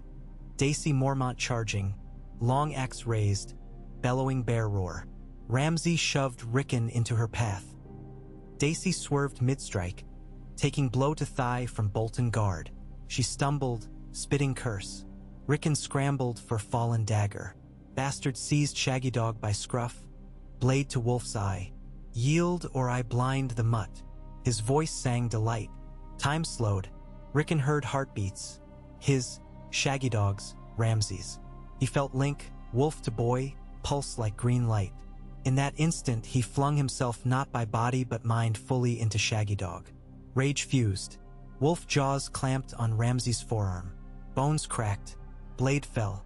Ramsay screamed high as falcon. Rickon Wolf shook ferociously, tearing flesh, until arm tore half free, tendon severing. Ramsay staggered, eyes white. Dacey's axe cleaved downward, taking Bastard's sword arm at elbow. Blood jetted, dark and steaming. Lady Meej stepped in, drove cleaver through collarbone, into lung. Ramsay sagged to knees, gurgling. Rickon loosed grip, withdrew from Wolf, collapsed gasping. Bolton ranks faltered at sight of bastard fallen. Bear Island horns blared. Reed warriors surged from culverts. Umbers, led by Gretchen's cousin Moore's Crowfood, erupted from rear causeway, having arrived unheralded after hearing of Stark youth. Bolton battle line cracked. Surrender rippled. Pikes dropped. Few fought to death, hatred or fear binding. Most fled into marsh only to sink beneath bog grasp. Silence fell, broken only by moans of wounded. Rain began, a light, cleansing drizzle. Rickon rose on shaking legs, still half in wolf dream. Shaggy Dog limped to his side, tongue lolling, gaze tired yet fierce. Rickon knelt, buried face in thick fur. Tears came hot, mingling with rain and blood. Lady Meej knelt too, one massive arm drawing boy and wolf close. "It's done," she murmured. "You broke the bastard of Bolton." She looked to Dacey, who leaned heavily on axe haft but grinned wide. "North remembers tonight." Howland Reed approached, bandaging half-severed foes, directing triage. He paused, laying gentle palm on Rickon's head. "The gods carved hard road for you, little wolf," he said. "Yet each step forges something pure." Rickon wiped tears, smearing mud across cheek. "It's not over." "No," Reed agreed. "But Winterfell calls, and North strides behind you." They burned Ramsay's corpse at Moat Center, flames licking sky while captured flare banners fed pyre. Umbers, flints, Glovers pledged oath anew before blazing tower. 3 ravens flew north bearing word to White Harbor, to Skagos, to the wall. When dawn rose, Rickon Stark stood upon tower parapet, wind rippling hair sticky with sweat. He looked north. Endless forests, snow-kissed ridges, horizon crowned with dream of gray walls and broken towers awaiting rebirth. Shaggy Dog pressed flank to his. He thought of Father's voice, of Rob's smile, of John's letter. He thought of Brotherhood song drifting across memory. "We go home," he whispered. Beyond Moat Cailin, the north stirred, waking bear, wolf, and bog spirit, to welcome its last sun. Winter was coming, but so too was reckoning, and Rickon Stark would meet it with dragonglass in hand, dire wolf at side, and a pack of free folk bound not by castle birth but by the iron promise of justice forged in swamp fire and blood. Sequel. The sun rose behind shredded veils of cloud, pale and cautious, as though uncertain it wished to watch what came next. Dawn mist clung to Moat Cailin's shattered towers, purling on spear points and hanging like ghost lace from the black basalt walls. Rickon Stark emerged onto the battlements with Shaggy Dog padding at his heel, each breath steaming in the cool midsummer air. Campfires crackled in a ragged crescent below, where Bear Island shield maidens, flint axemen, and Crannog scouts shared barley gruel thickened with smoked eel. Here and their umbers roared challenges over dice, wagers staked on who would bridle the first fresh horse captured from Bolton men. Even in victory, the alliance remained little more than hastily knotted cord. Strong enough so long as tension held, yet prone to fray at careless tug. Rickon stood very still, hands curled about the ruined Merlin, and let silence settle around him. He needed the quiet. Nights since Ramsay's death arrived thick with broken sleep, half dream, half memory, and every time his eyes closed he tasted blood on his tongue, smelled the iron tang of bastard fear as dragonglass split muscle from bone. Each morning he woke with sense of something lost beyond counting, but something harder built in its place. The little boy who once cowered beneath an alder seemed a whisper from another life. The child who walked the battlements now wore scars of each lesson, and the wind carried his vow like a banner unseen. Leather boots scuffed stone behind him. He turned to see Alysanne Mormont, not in armor, but wrapped in a wool cloak dyed swamp green, damp hair plaited tight. She offered half a smile and 2 wooden cups steaming with nettle tea. "Reed brew," she said, pressing one into his chilly hands. "Tastes like boiled moss, but it keeps the bones limber. Thought you'd join patrol if the fancy strikes." Rickon blew across the surface. "South wall, west gullies," Alicane answered. Where the moat sinks to muck and marble. Reed lads spotted bootprints last dusk. 2 men, maybe 3. Might be Bolton scouts testing courage. Might be deserters sniffing for easier pickings than White Harbor Road. Either way, better we greet them before they learn too much. He nodded. Give me a moment to fetch Sable. Down stone stairwells he flew, Shaggy Dog's claws skittering at his side. In the old armory, sun shafts crossed forge smoke danced by Mormont smiths. His bow rested on a rack by the door. Smooth you darkened with sweat and oil, limbs tipped with sterling wolf heads. He ran fingers over the string, checking twist, and slipped a half-quiver of reed obsidian-tipped arrows across his back. The dragonglass dagger he tied by rawhide thong against the small of his back, where his hands could find it even if tangled in cloak or reins. Then he breathed once, slow and full, letting the air wash grief from his mind. Outside the gates, reed shadows billowed across pale water. The patrol formed a lean spear point. Alicane at the sharp edge, her sister Lyra behind, Rickon and Shaggy Dog center, 3 Crannog scouts flanking either side. None spoke as they slipped into the marsh. Dragonflies hummed above blossoms of ghost orchid. Frogs plopped from lily pads disturbed by their passage. The water here smelled sweetly rotten, life brewing beneath stagnant skin. Rickon merged lightly with Shaggy Dog, just a flicker, enough to sense distant disturbances. A faint tremor of mud where something heavy pressed, the sour stink of unwashed cloth and dried fear sweat riding the breeze. Wolves read the land like scribes read parchment. He flicked back to boy thought.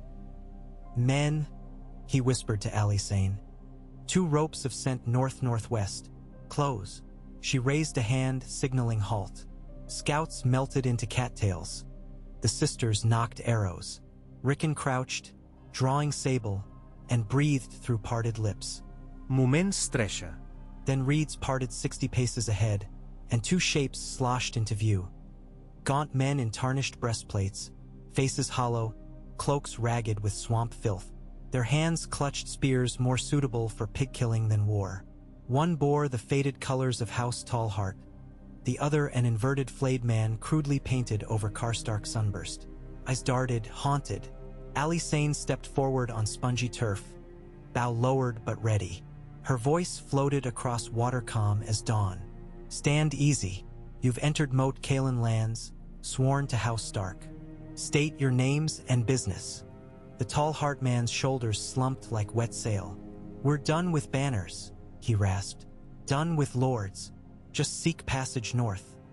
Maybe a meal. A meal we can spare, Alicane replied. Passage too, if tongues speak truth. Toss weapons into the mire. Walk forward slow.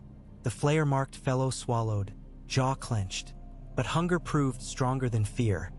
He slid spear beneath surface, watched bubbles rise. The other mirrored him. Guided by bare bows, they splashed closer until Rickon could see grime crusted around eyes, the tremble of starvation in limbs.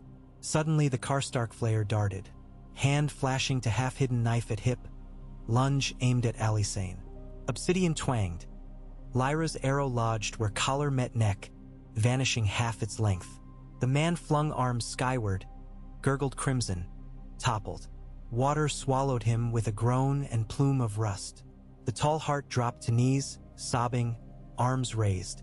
Alicane kept arrow trained yet voice softened. What possessed him? Between ragged breaths, the prisoner spilled tale. Bolton wargs chased deserters like hounds. Karstark turncloaks forced lesser men to fight or die. Rumors claimed a half-dozen Karstark sons held as wards at Dreadfort, tongues removed for refusing oath. They slaughtered Small John Umber last fortnight, some said, or else flayed his niece as message to Widow's Watch. Despair laced every word. Rickon listened until heart ached. When the man finished, shoulders quaking, Rickon stepped forward. He laid arrow hand on the prisoner's hunched back. What's your name? Garth, came trembling answer. Garth Tallheart, Rickon said. If loyalty once lay with Tallhearts, then the North remembers your house. Walk with us, eat, mend. Stand again with your own blood. Garth lifted Tierwet Kees. Recognition sparked as he took in the dire wolf. The boy's gray eyes, the cloak clasp shaped like a weirwood face. Hope glimmered faint. He bowed head. "I will stand." That evening, beneath Moat Caelan's inner tower, Garth's voice shook, telling of other deserters lurking in bog fringes. Men ashamed, hungry, frightened of retribution. Lady Meege commanded casks of dried fish opened, beacon fires lit along safe dike. She sent reed runners with white cloths to circle rumored hideouts bearing promise of stark pardon. Over next days, stragglers trickled through reed and mud, 5, then 12, soon near 40. Each laid weapon at tower foot, each swear oath to Winterfell's rightful blood. Some were bandits turned by fortune, yet many bore scabs of borrowed shame. Sons forced to wear flayers' colors to shield sisters, fathers threatened with children's tongues. Rickon met each personally, Shaggy Dog always a silent sentinel at his knee. He learned their names, their village songs, the shapes of fear haunting them. With every oath sworn, the pack thickened. Word of mercy traveled faster than war drums. One mist-dimmed dawn, horn calls sounded from south again. Scouts sighted banners of House Reed's southern cousins rafted up the fever water, bringing casks of black-salted pork, sacks of barley, and bundles of raven's charcoal for scribes. Next day, the first Manderley longship surged into the estuary, hull whitewashed, foredeck packed with archers in sea-green cloaks and 3 huge pigs turning on spits beside polished harps. Ser Marlon Manderley greeted Lady Meege with courtly bow and presented a barge of sun-dried cod, that the little lord of Winterfell may dine like kings of old. His eyes, blue as winter sky, rested upon Rickon with genuine warmth. Behind Manderley sails came a weather-beaten ship flying the seal of Skagos, a unicorn bound in rusty chains, black flags stitched from whale hide. The crew looked nearer to savage than sailor. Shaggy-bearded men wearing sealskin jerkins, their arms tattooed with runes none could read. Among them strode a towering woman with braided hair to her waist and a bone-handled warpick slung across broad shoulders. She introduced herself Vali Skagosi, envoy of House Magner. She spoke little but knelt before Rickon, pressed calloused fist against breast, and muttered vow to bear him through ice and shadow to Hearttree's words. Of all arrivals she unsettled most, yet in her eyes he saw simple truth of wild loyalty, a promise harder than stone. With each ally, Moat Caelan transformed from dead ruin to living fortress. Smith forges rang through the night. Scrapers chipped moss from old carvings revealing direwolves faintly etched since Brandon the Builder. Crannog engineers patched causeways with bundles of reeds lashed tight and sunk beneath sandbags. Soon carts rolled where weeks before only waiting travelers dared. Glover engineers erected spar towers along dike edges and strung catapults repurposed from ironborn spoils. They named the largest Old Nan, claiming its stones told stories before landing. Yet Boltons were not idle. Raven reports whispered of Roose Bolton marshalling remnants at Winterfell, Karstark swords, Dustins of Barrowton, and Fry regiments newly moved from the twins after Walder's death by suspicious illness. Rumor claimed Ser Hosteen Fry commanded with iron fist, eager to prove worth. They fortified walls, burned the surrounding fields to deprive enemies, and spread tales branding Rickon a changeling, some half-feral, warg-birthed abomination leading beasts and bog specters to devour innocents. The smear worried few.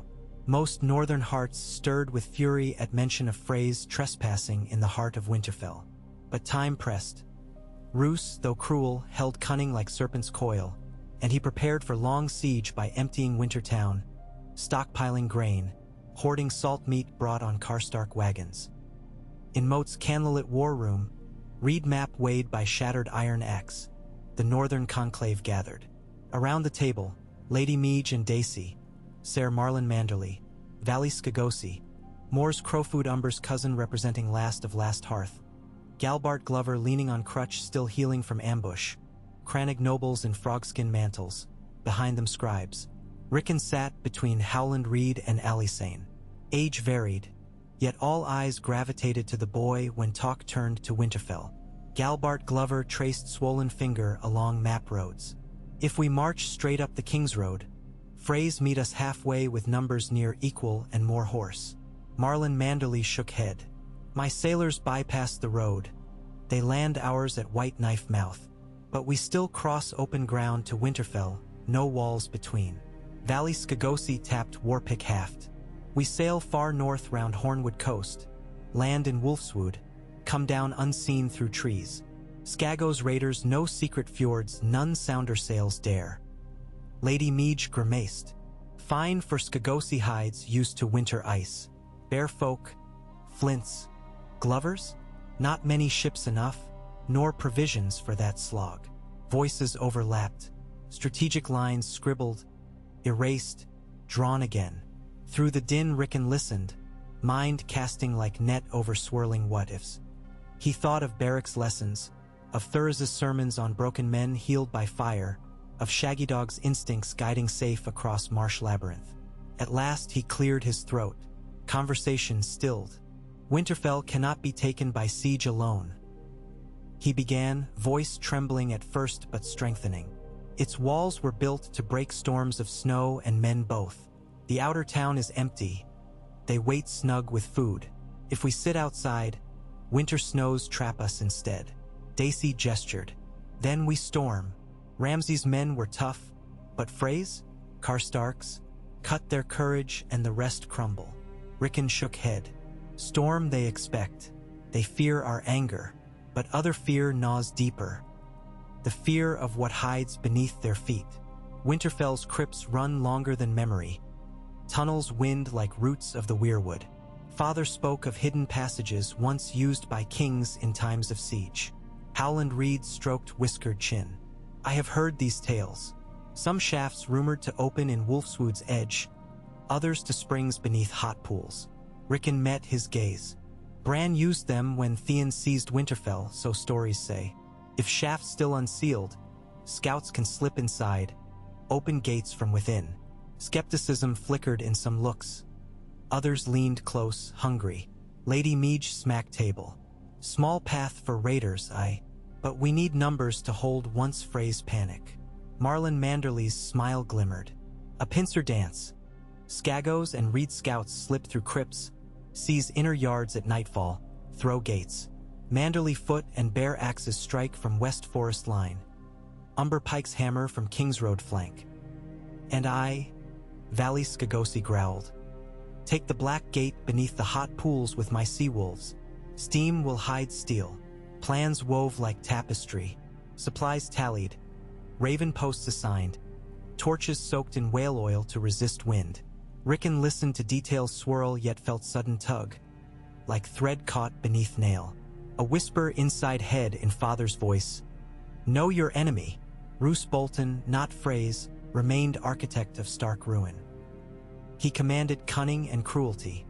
If he scented ruse, he would torch those tunnels as he did Tallheart Wife's Hall. Rickon raised hand again. Roose Bolton trusts little beyond his own eyes. If he doubts the phrase, he'll keep Karstark guard inside crypt passages. We need their assurance of safety. Give them reason to believe we marshal slowly, far south. Deception. Howland nodded approvingly. Send ravens with forged Manderly seal claiming we winter at White Harbor to await Bravosi cell sails. Fry birds seldom trained to ignore easy gossip. Lady Meege laughed, booming. Aye, and we plant spies to let slip that Lord Rickon is too weak for march, content to feast on cod and honey cakes. They wrote the letters that night, using ink tinted with powdered sea salt Manderly scribes kept to mimic their archives scent. Rickon signed with trembling hand, Rickon Stark, Lord of Winterfell. The first time-shaped title he had never wanted but now must carry. His heart thudded. The words felt heavy, yet when he lifted parchment he did not flinch. Responsibility pressed like the weight of a broadsword's pommel. He accepted. Over next moon, Moat Cailin throbbed with secret exodus. At dusk, companies slipped north across causeways then dispersed, vanishing into trees to reassemble under Wolfswood's cloak. Reed ferries rafted Skagosi raiders down shaded backchannels to waiting longships at the tidal marsh, where gray-skinned rowers bent to oars under moon shadow. Each departure left Fortress leaner, but watchers along distant ridges spied only routine patrols, torches. For every soldier withdrawn, another deserter seeking Stark pardon filled the walls. smoothing illusion of constant strength. Rickon did not leave immediately. He roamed ramparts each dawn, ensuring watchers kept arrowheads sharp, listening for distant horns. He trained with Angui's borrowed bow until fingertips blistered anew, and he walked crypt galleries carved from basalt to memorize every cross passage and choke point. Shaggy Dog healed fast. Valley Skagosi sewed Direwolf's flank with sinew thread, Lu. Avang cross-stitch that looked like strange runes. The wolf seemed proud of Scar, head held higher. Finally, the night of departure came. A cloud-sheathed moon stripped wetlands of color. Even torchlight felt muted behind thick fog. In narrow courtyard, Lady Meej clasped Rickon's arms. "Time for Cub to lead hunt," she rumbled. "Remember, we are pack. One howl, we answer." Her daughters hugged him fierce, pressing tokens into his hands. A carved bare tooth from Lyra, a scrap of green cloth torn from Alisane's cloak, still smelling of moss and sweat. Howland Reed waited beside a channel canoe. 5 days through hidden water. We land beneath Wolfshed Rock 2 leagues west of Wintertown. His silver-flecked beard glinted. After that, trees must guide. Rickon nodded. He climbed into the canoe with Shaggy Dog leaping aboard, balancing deftly. Cranagmen dipped paddles soundlessly. As they glided into marsh gloom, fortress lights faded like embers.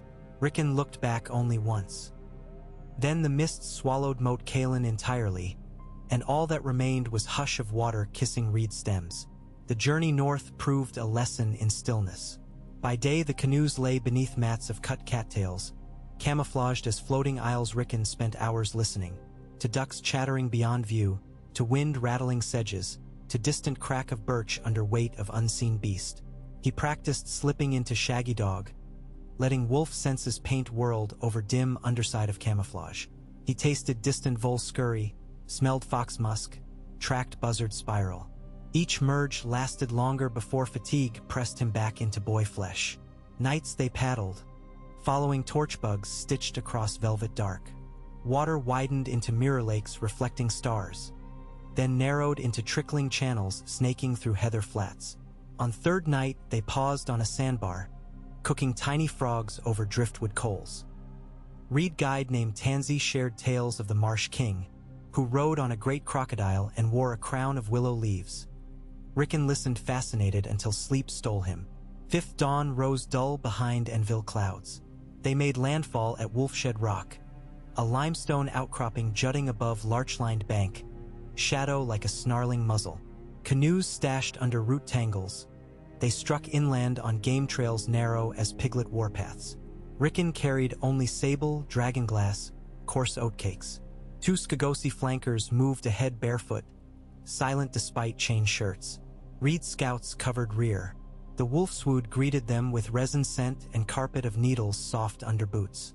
Pines soared in cathedral hush, branches sighing approval. Rickon felt home's heartbeat quicken.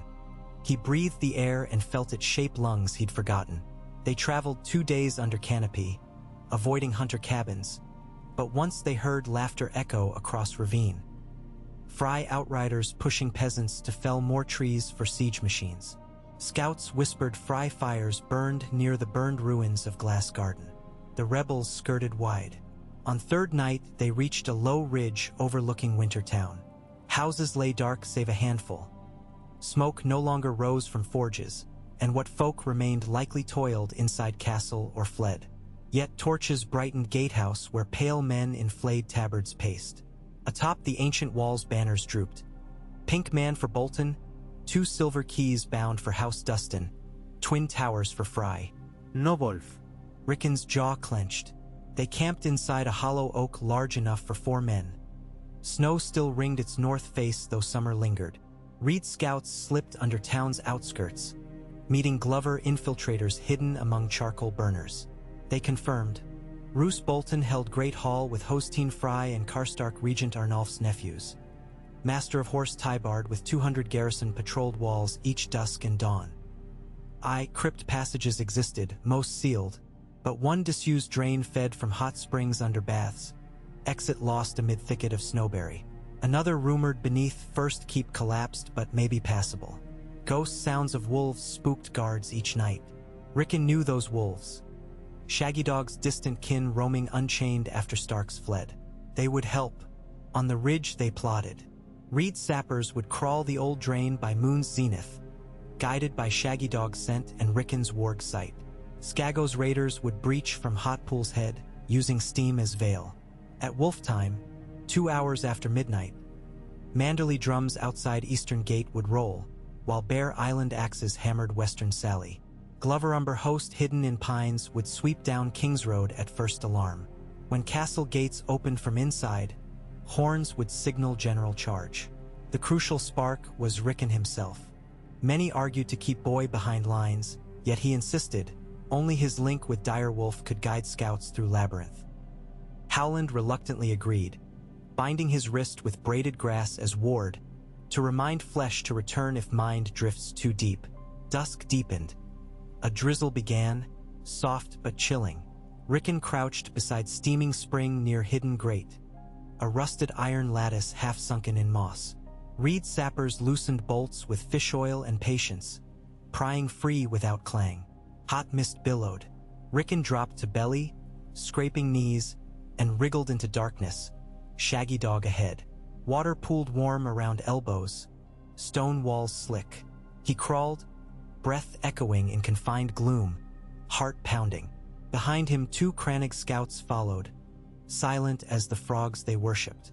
Passage sloped upward, narrowing then widening again. Steam thickened, condensing on skin. Rickon pressed on until a faint glow flickered ahead, red, pulsing. He seized a moment to merge fully. Sight melted. Shaggy Dog's senses flooded. He smelled iron tang of blood mingling with bath heat, heard distant splash, masculine laughter. Through wolf eyes he peered round bend. A torchlit chamber of carved limestone, bath steaming. 2 fry men lounged naked, drunk, legs dangling in water, blades within reach but faces slack. Beyond lay a wooden stair rising to castles under crypt. Wolf and Boy parted. Rickon whispered to scouts. They notched frog toxin darts. One drew blowpipe, exhaled. Darts struck freckled fry throat and the other's back. They stiffened, gurgled softly, and slid under water without a ripple. Rickon shuddered but crawled on. Stair climbed into stone corridor lined with ancient bricks, mortar flaking. Here the crypt proper diverged left and right, their way marked by weirwood arrow carved by bran years past. Shaggy Dog sniffed left. Dust, rat droppings, stale air. Right, fresh sweat, boot grease. They chose left, creeping between black columns where statues of long-dead kings stared from gloom, sword hilts dust-shrouded. Each step Rickon felt weight of ancestors pressing. He sought the memory of father's voice, found strength. At passage end an iron portcullis blocked route to base of first keep. Lock rusted but thick. Reed sapper produced slim file, metal rasped, teeth of saw whispering. Rickon forced calm, merging partly with wolf perched beyond bars. Up spiral stair he could see half shadow of guard pacing. Armor creaked, lantern glow skimmed walls. The wolf's ears flicked. They caught distant din. Faint drumbeats. Manderley's beginning faint. Locks yielded. Portcullis rose inch by inch until gap wide enough. Shaggy Dog slipped ahead, vanished up spiral without sound. Rickon followed. At landing he saw guards back and, for heartbeat, hesitated. Then Shaggy Dog struck, fangs burying in calf. Guard shrieked, toppled. Rickon clubbed helm with bow stave. Man komplett. They bound and gagged him, left beneath stair. Above, corridor opened into armory vestibule adjacent to gatehouse inner mechanism. 2 Karstark men drowsed at dice table, helms off, ale jug empty. Rickon knocked arrow. Shaggy Dog growled low. Dice clattered. Men looked up as arrow sliced through gloom. Karstark fell, shaft in eye. Second scrambled for horn, but Wolf's weight crushed chest. Yelp cut short. Rickon dragged corpses aside, wiped blade. He pointed scouts toward winch. They worked hollow pins free, loosened chains, and turned massive crank. Will groaned. Outside, portcullis rattled. Shaggy Dog barked thrice. The signal. On ridge distant horns answered. First Bear, then Skago's low blast. Thunder of hooves beyond. Gate in north wall yawned. Night air rushed through. Rickon sprang to battlements. Below the pines erupted. Torches flaring as umber pikes charged. Bellowing the north remembers. Manderly drums thundered from east. Bare axes roared from west. Inside gatehouse, Fry Sergeant stumbled from tower, eyes wide. Rickon met his gaze, lifted dragonglass glowing dully, and whispered, "Winterfell remembers." Sergeant fled. Battle raged swift and savage. Frays poured from barracks, some half-shod, banging shields. Karstark knights formed shield wall at main yard. Dustins rallied riders near stables. Yet confusion marred ranks. They expected siege, not night infiltration. Glover archers atop the walls loosed arrows into swirl. Skagosi raiders thundered from hot pool tunnels, war picks cracking helm. In courtyards Hart Shaggydog leapt, black shadow ripping lines through ranks. Wolves of Wolfswood joined, gray shapes darting. Rickon kept to parapet, directing volleys, every arrow marking target by Wolf's eyesight feeding his mind. Twice guards charged stairs. He and scouts felled them, blades flashing. On far side of yard Lady Meege led wedge of shield maidens into Karstark wall. Cleaver bit through bearded face, splitting helm like overripe melon. Umbers slammed from flank. Line crumbled. Rickon sighted Roose Bolton at hall entrance, flanked by Hostine Fry and Lady Barbary Dustin. Bolton's face expressionless, green-gray eyes flicking over chaos. The Leech Lord raised voice, sharp, cold, and Fry riders rallied, forming crescent to screen retreat into hall. But above hall, ravens stirred. A reed climber had scaled belfry, set a light-stored wildfire jar found decades earlier. Green flames cascaded, engulfing roof in phantom emerald. Fry horses reared in terror. Bolton's composure cracked. He barked order to fall back to Godswood. Bodyguards hustled him between burning eaves. Dustin followed, cloak aflame, cursing. Rickon shouldered bow and began descending stair, blood thrumming. Howland Reed met him at base. "We end it now," he said. They pursued through smoky archways, hallways lined with abandoned rushlights. Up marble steps into Godswood courtyard where Heart Tree glowed red beneath fire skies. Snow melted in steam around its roots, mixing with blood from battle. Roose Bolton knelt before Trunk, something like prayer or desperate calculation flickering across pallid face. He stood as they emerged. Rickon, Shaggydog, Howland, Valise, Alysanne. "Stark," Bolton murmured, voice silk. "I expected you taller." Rickon stepped forward, arrow knocked, hand steady. "You expected me gone." Bolton's smile small and sad. "I gave your father my blade in fealty once. Regrettable necessity changed paths. Release me now. I swear Bar Rollins to your cause. Deliver Fry heads, and retire to Dreadfort quietly." Alysanne snorted. Valise hefted warpick. Shaggydog's growl deepened. Rickon shook head. "You broke guest right. You betrayed Robb at your table. There is no quiet left for you." Bolton sighed. "So be it." He flicked wrist. Dagger glimmered, thrown quick. Howland twisted, blade nicking shoulder. In same instant Bolton lunged for Rickon, too fast, serpent strike. Yet Shaggydog launched sooner, intercepting, jaws closing on Bolton's sword arm. Crunch. Bolton screamed, high, unlike him, stumbling. Rickon lo zadarau, obsidian punched lung. He dropped, gasping. Hostine Fry bellowed, charging with longsword. Valise met him, warpick hooking under jaw, ripping half-face free. Fry collapsed gurgling. Lady Barbary stood frozen, eyes wide at Bolton dying. Alysanne lowered axe. "Yield." Barbary spat. "I yield Winterfell to Stark blood." Tears glistened. "But my quarrel with Foresters and Ironborn stands." Alysanne shrugged, "So stands." "Kneel." Barbary knelt. Reed bandaged his wound, wincing. Rickon approached Bolton, kneeling. The Leech Lord's lips twitched in half-smile even as blood bubbled. "Cold. Always snow in your veins. Stark," he whispered. "Winter is cold." Rickon answered softly. But the North remembers warmth too. You forgot. Bolton's eyes glazed. Breath rattled, then ceased. Shaggy Dog released arm, hackles settling. Horns boomed, tri-note outside, bear victory call. In courtyard cry rose, Winterfell is free. Fire still licked hall roof, but snowmelt water hissed, quenching flames. Umbers dashed buckets. Manderley sailors formed chains. Sky brightened violet as dawn loomed. Rickon stood beneath blood-red leaves. Sap dripped like tears. He pressed palm against bark, feeling rough grooves centuries deep. He closed eyes. In mind flashed father's face, grave and gentle. Bran laughing on high walls. Robb practicing sword. Mother humming. Asobiskapid. He led it this once while warriors cheered. Howland's hand squeezed his shoulder. Dawn spilled gold. Smoke eased. Charred timbers settled. Rickon strode onto battlements, looked over Wintertown where villagers peered from shuttered windows with hope fanning. He lifted dragonglass dagger skyward and shouted, voice cracking at first then ringing strong.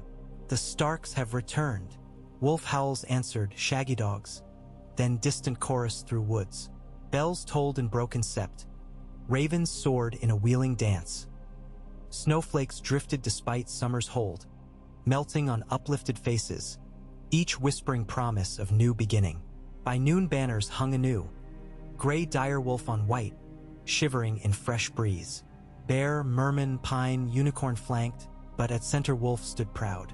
Rickon watched seamstress tack cloth to pole and felt weight of house settle on his shoulders. Heavy, yet right. In great hall scorched but standing, lords swore fealty. Manderley knights knelt, sword tapped on stone. Glover voiced vow, Umber roared. Even Dustin, pale, pledged, though suspicion lingered. Skagosi men offered carved walrus tusk as token. Through it all Rickon spoke few words. Thanks, promises of justice, of rebuilding. Lady Meege, armored still, stood behind, a wall of fur and iron, her daughters flanked. Howland Reed sat quietly at hearth, eyes watching with bittersweet pride. When ceremony ended, Rickon walked alone to ruins of Maester's tower. Shaggy Dog padded at side. He climbed cracked stairs to window slit overlooking Godswood. He unwrapped a bundle at belt. Father's old spindletop compass, retrieved from moat armory caches. He placed it on sill. Needle spun, settled north. He whispered, "We are home, Father." Afternoon light slanted amber. Outside, townsfolk streamed through gates bearing larders, livestock, children laughing though still thin. Bear Islanders organized stew cauldrons. Manderley cooks unpacked spice barrels. Blacksmiths hammered bent horseshoes, sparks flying. Already, life sprouted from ruin. That night, a quiet supper assembled in kitchens saved from flame. No grand feasts, just onion broth, barley bread, salted pork slices, flavors of survival. Rickon sat at high seat worn smooth by generations. Throne too tall still, feet dangling. He ate slowly, savoring each bite that tasted of belonging.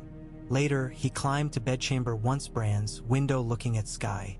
Stars glittered. He lay on straw mattress, Shaggy Dog sprawling across foot. Reed braids still circled wrist. He closed eyes and drifted, but not to nightmares. He dreamed of snow-blanketed Winterfell halls filled with laughter again. Arya chasing cats, Sansa singing, Robb and Jon sparring. Father by hearth, mother at loom. And in dream he walked among them, no longer boy lost but lord found. Morning would bring counsel, rebuilding, letters to Wall, to White Harbor, to Vale where maybe Sansa hid. It would bring grief too, for names never answered, but also seeds of calm. He murmured thanks to old gods for journey rough yet guided.